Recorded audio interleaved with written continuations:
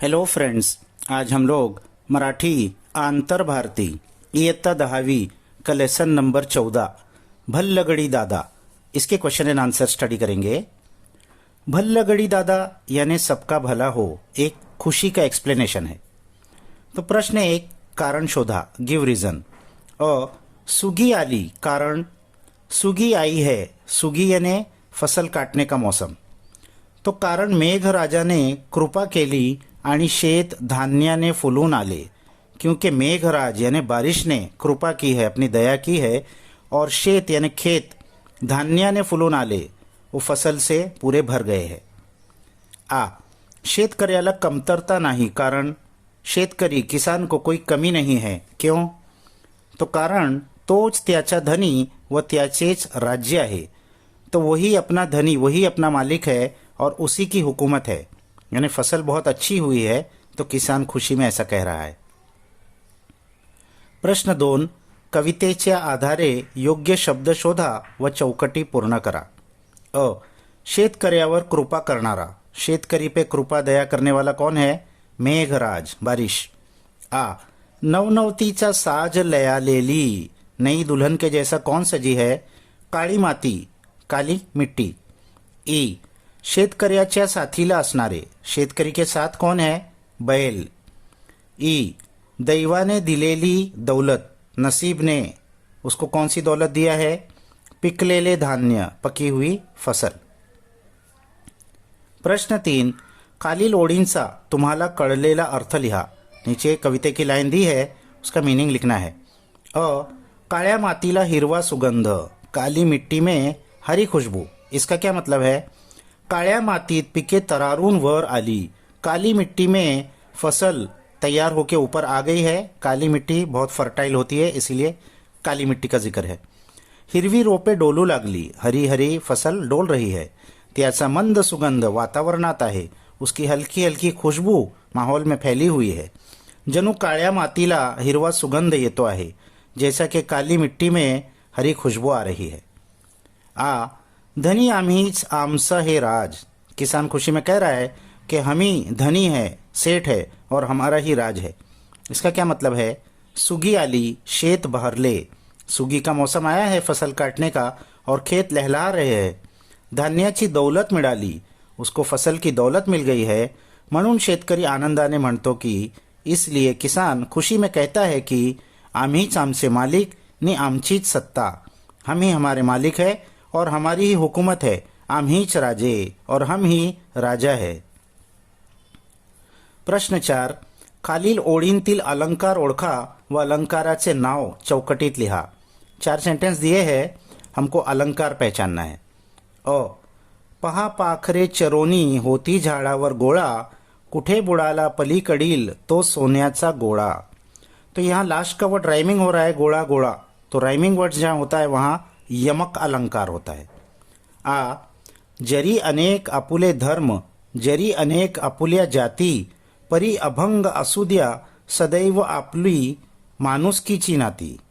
तो यहाँ पर जाति और नाती, लास्ट का वर्ड तो राइम हो रहा है, तो ये यमक अलंकार तो है ही, उसके साथ में वर्ड्स स्टार्ट के जो अल्फ़ाबेट है वो भी मैच हो रहे हैं। जैसे अनेक और आपुले में शुरू का अल्फ़ाबेट अ है, तो अल्फ़ाबेट जो मैच होते हैं शुरू के, उसको अनुप्रास अलंकार कहते हैं, इंग्लिश में एलिट्रेशन।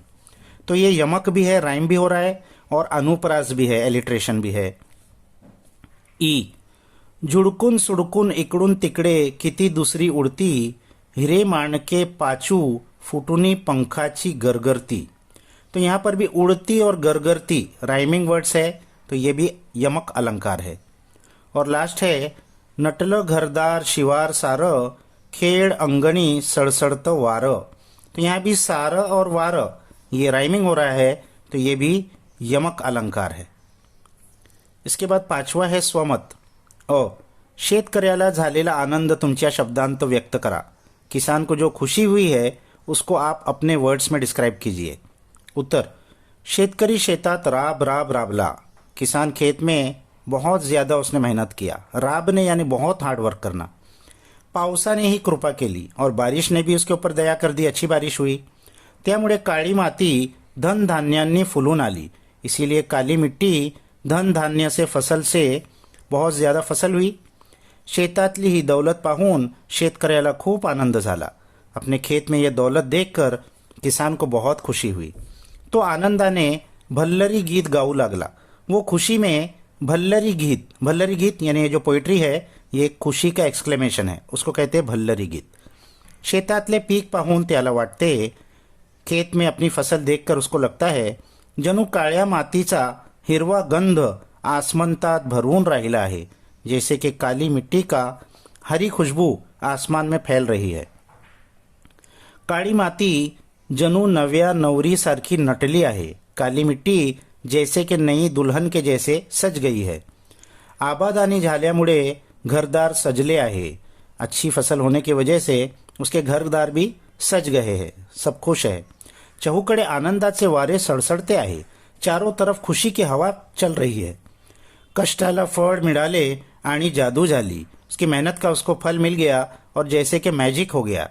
सखे सोबती बैल आहेत और साथ में उसके बैल है जो किसान के खेत में काम करते हैं.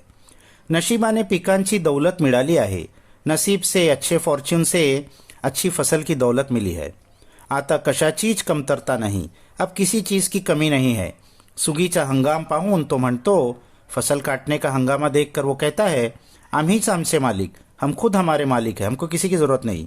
आम्हीच आमचे राजे, हम खुद हमारे राजा है. आमचीच सत्ता आहे, हमारी ही हुकूमत है. लहान थोर मंडळी सुगीच्या मौसमात खुश आहेत. छोटे और बड़े सब सुगी के इस मौसम में बहुत खुश है. सुगीच्या दिवसांतील शेतातील धान्य, फुले, फळे यांचे महत्व सांगा. सुगी के दिनों में खेत में जो धान्य यानी फसल और फूल और फल होते हैं, इनका क्या इम्पोर्टेंस है. उत्तर, पावसापूर्वी नांगरून ठेवलेल्या जमिनीत पावसाला सुरुवात झाली कि शेतकरी बियाणे पेरतो. बारिश के पहले नांगरने यानी प्लो करके जो जमीन रखा था उसने हल चला के वो बारिश शुरू होने के बाद उसमें बी पेरता है यानी सीड्स सो करता है. काबाड कष्ट करून दिवस रात्र मेहनत करून तो पीक घेतो. बहुत ज़्यादा मेहनत करता है दिन रात, जब जाके वो फसल उगती है. जेव्हा शेतामध्ये धान्य उगवून येते तेव्हा शेतकऱ्याला अति आनंद होतो. जब इतनी मेहनत के बाद खेत में फसल उग जाती है तो किसान को बहुत ज़्यादा खुशी होती है. कारण त्याने केलेल्या कष्टाचे फळ त्याला मिळालेले असते. क्योंकि उसने जो मेहनत किया था उसका फल उसको मिला होता है. या शेतातील धान्यावर त्याचे व त्याच्या कुटुंबियांचे पोट असते. इस खेत में उगे हुए धान्य पर उसके और उसके फैमिली का पोट होता है, यानी उनका गुजारा उसी पे चलना होता है. वर्षभराची त्याची चिंता मिटते. साल भर की उसकी चिंता मिट जाती है. तसेच फुले व फळे बहरून आली कि त्याला खूप आनंद होतो. इसी तरह फूल और फल भी जब आ जाते हैं बहार के तो उसको बहुत खुशी होती है. शेतकरी साऱ्या जगाचा पोशिंदा है. किसान सारे ही दुनिया को पालन पोषण करने वाला है. उसकी मेहनत से हम सब खाते हैं. त्यामुळे सुगीचे दिवस त्याच्या नशिबात सोन्याचे दिवस असतात. इसीलिए ये सुगी का दिवस, फसल काटने का दिन, उसके नसीब में सोने का दिन होता है, यानी गोल्ड का, बहुत बड़ा फॉर्च्यून का. अशा प्रकारे शेतातील धान्य, फळे व फुले यांचे महत्व अनन्यसाधारण आहे. इस तरीके से खेत के जो धान्य है, फूड ग्रेन्स है और फल है और फूल है, इनका इम्पोर्टेंस बहुत ही एक्स्ट्रा ऑर्डिनरी है. कवितेतील दौलत या शब्दाचा तुम्हाला समजलेला अर्थ स्पष्ट करा. इस कविते में जो दौलत वर्ड आया है इसका मीनिंग क्लियर कीजिए. उत्तर, दौलत म्हणजे संपत्ति.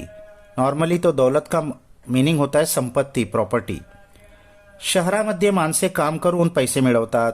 शहर में इंसान काम करके पैसे कमाते हैं. शेतकऱ्याची दौलत म्हणजे त्याने कष्टातून घाम गाळून शेतात काढलेले पीक, और किसान की दौलत यानी उसने जो मेहनत करके पसीना बहाकर खेत में से जो फसल उगाई है. शेतात पिकवलेले धान्य ही त्याची संपत्ती असते. खेत में उगे हुए फसल ये उसकी प्रॉपर्टी, उसकी संपत्ति, उसकी दौलत होती है. त्यावर तो वर्षभर गुजरान करतो. उसके ऊपर उसका पूरा साल गुजरता है. सर्व कुटुंबाचे पोट भरतो. उसके सारे फॅमिली का पेट भरता है. जेव्हा शेतात पीक उगवते तेव्हा त्याला अपार आनंद होतो. जब खेत में फसल उगती है तो उसको बहुत ज़्यादा खुशी होती है, कारण त्याला वर्षभराची दौलत सापडलेली असते, क्योंकि उसको पूरे साल की दौलत मिल गई होती है. म्हणून कवितेत शेतात पिकलेल्या धान्याला दौलत असे म्हटले आहे. इसीलिए पोएट्री में खेत में जो फसल उगी है उसी को किसान की